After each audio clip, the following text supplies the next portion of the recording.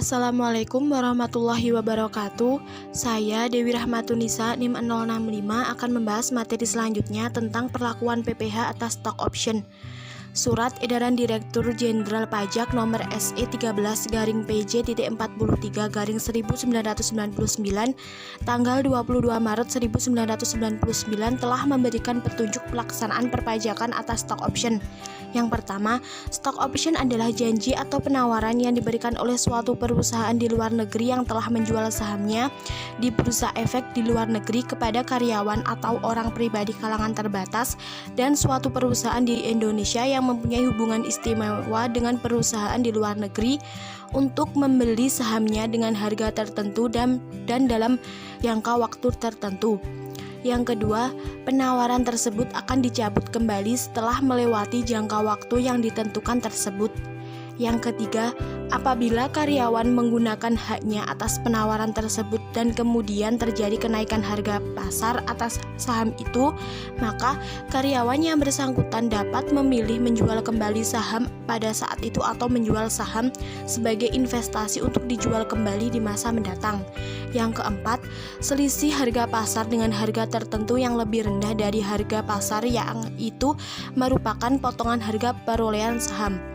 Yang kelima, harga tertentu adalah harga jual saham yang ditawarkan oleh suatu perusahaan di luar negeri kepada karyawan atau orang pribadi kalangan terbatas dari suatu perusahaan di Indonesia yang mempunyai hubungan istimewa dengan perusahaan di luar negeri tersebut.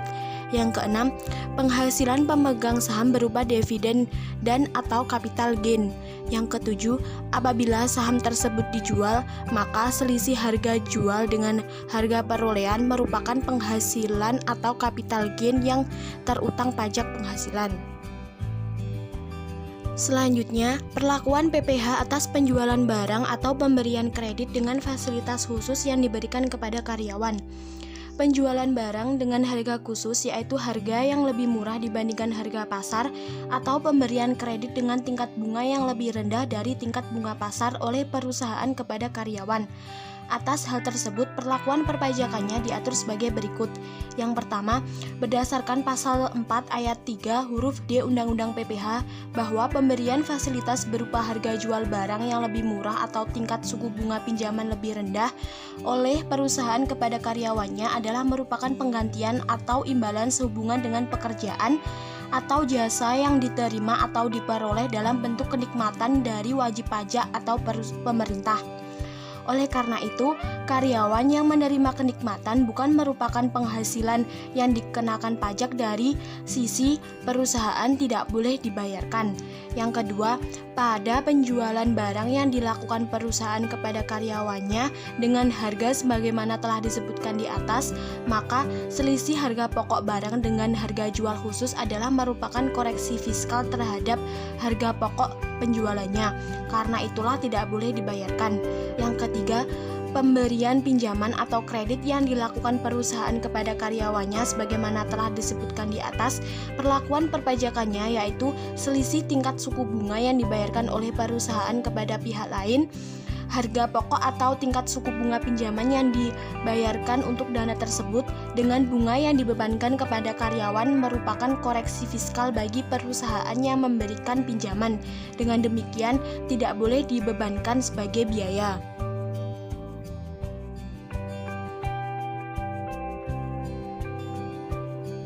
Yang selanjutnya, perlakuan PPh atas biaya bunga dan biaya overhead dalam masa konstruksi. Surat Edaran Direktur Jenderal Pajak nomor SE 22/PJ-42/1999 tanggal 27 Mei 1999 memberikan penegasan mengenai perlakuan PPh atas biaya bunga dan biaya overhead dalam masa konstruksi. Dengan mengacu pada pasal 6 ayat 1 huruf A Undang-Undang PPh bahwa bunga pinjaman dan biaya overhead termasuk dalam pengertian biaya yang dapat dikurangkan dari penghasilan bruto. Demikian pula pasal 9 ayat 2 Undang-Undang PPh mengatur pembebanan biaya yang teralokasi dalam penyusutan. Mendasarkan pada acuan di atas, maka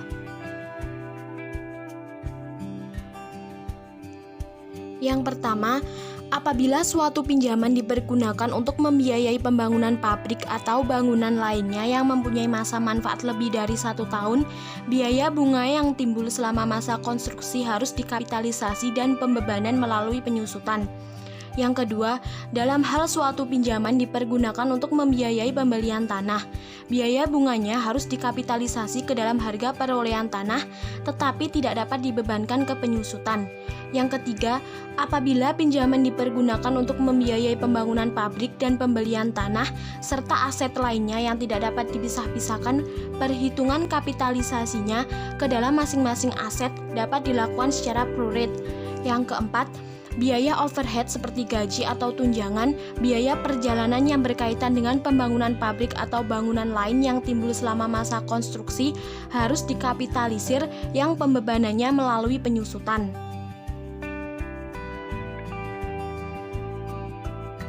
Yang selanjutnya, perlakuan PPh atas selisih kurs.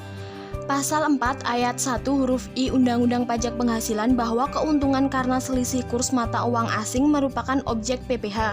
Selanjutnya, pasal 6 ayat 1 huruf E kerugian yang diakibatkan oleh selisih kurs uang asing merupakan biaya yang dapat dikurangi dari penghasilan bruto. Keuntungan tersebut dapat disebabkan adanya fluktuasi kurs mata uang asing atau kebijakan di bidang moneter. Perlakuan pajak penghasilan atas selisih kurs mata uang asing telah diatur dalam Keputusan Menteri Keuangan dan Surat Edaran Direktur Jenderal Pajak. Secara garis besar, kronologis pengaturannya sebagai berikut. Surat Edaran Nomor SE 46/PJ.42/1998 tanggal 31 Desember 1998 menegaskan yang pertama, Keputusan Menteri Keuangan 597/KMK.04/1997 tanggal 21 November 1997 dan SE Direktur Jenderal Pajak nomor SE 16/PC.43/1997 tanggal 27 November 1997 tentang perlakuan pajak penghasilan terhadap selisih kurs valuta asing dalam tahun 1997 diberlakukan hanya untuk tahun 1997 yang diperbaiki dengan SE 54/PJ.42/1999 tanggal 8 Desember 1999. Yang A. Mengacu pada pasal 6 ayat 1 huruf E Undang-Undang PPh bahwa besarnya penghasilan kena pajak bagi wajib pajak dalam negeri dan BUT ditentukan berdasarkan penghasilan bruto dikurangi dengan kerugian karena selisih kurs mata uang asing. Yang B. Bagi wajib pajak yang telah memberitahukan kepada KPP tempat wajib pajak terdaftar untuk memilih melakukan amortisasi pembebanan kerugian selisih kurs tahun pajak 1997 dalam jangka waktu 5 tahun, dapat diperhitungkan seluruh sisa kerugian selisih kurs tahun 1997 yang merupakan beban amortisasi tahun pajak 1998 dan tahun-tahun berikutnya secara sekaligus dengan keuntungan selisih kurs tahun pajak 1998. Yang C. Mekanisme perhitungan pajak pada butir B di atas dapat dilakukan melalui pembetulan SPT tahunan, PPh Badan tahun 1998 atau penerbitan ketetapan pajak atau peninjauan kembali ketetapan pajak sesuai ketentuan yang berlaku.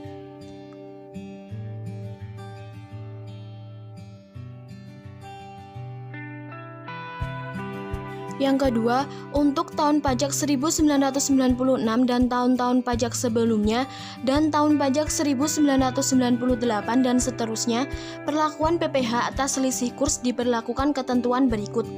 Yang A.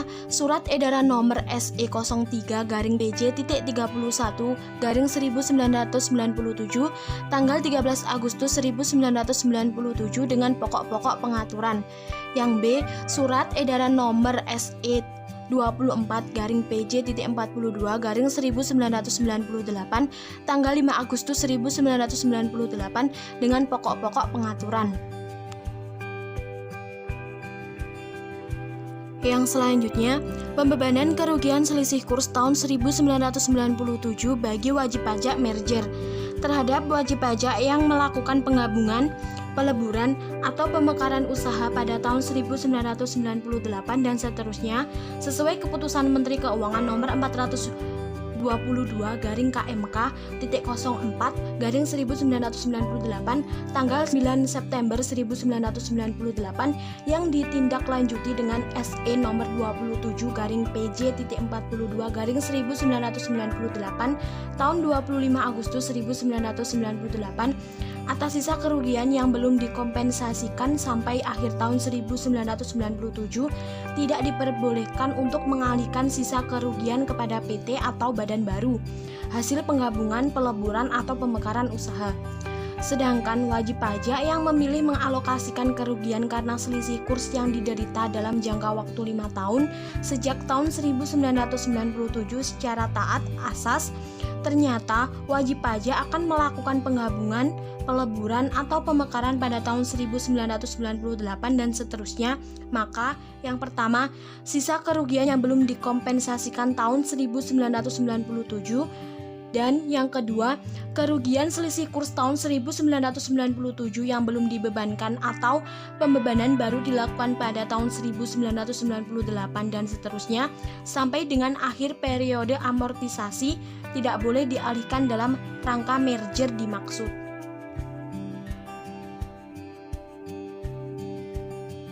Yang selanjutnya, pemberlakuan PPh atas sewa.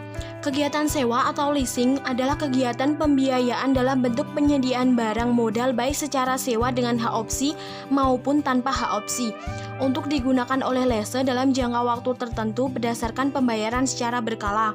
Dalam SAK 2007 tidak lagi menggunakan istilah sewa guna usaha tetapi dengan istilah sewa. Dalam Keputusan Menteri Keuangan nomor 1199/KMK.01/1991 memberikan kriteria sewa baik dengan hak opsi atau tanpa hak opsi.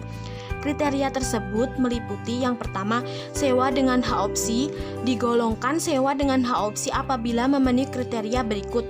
Yang A, jumlah pembayaran sewa selama masa sewa pertama ditambah dengan nilai sisa barang modal harus dapat menutup harga perolehan barang modal dan keuntungan lessor.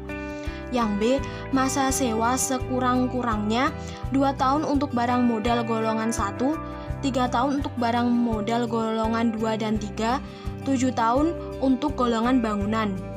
Yang C, perjanjian sewa memuat ketentuan mengenai opsi bagi lessee. Yang kedua, sewa tanpa hak opsi. Kegiatan sewa digolongkan sewa tanpa hak opsi apabila memenuhi kriteria yang A, jumlah pembayaran sewa selama masa sewa pertama tidak dapat menutup harga perolehan barang modal yang disewa guna usahakan ditambah keuntungan yang diperhitungkan oleh lessor. Yang B, perjanjian sewa tidak memuat ketentuan mengenai opsi bagi lessee.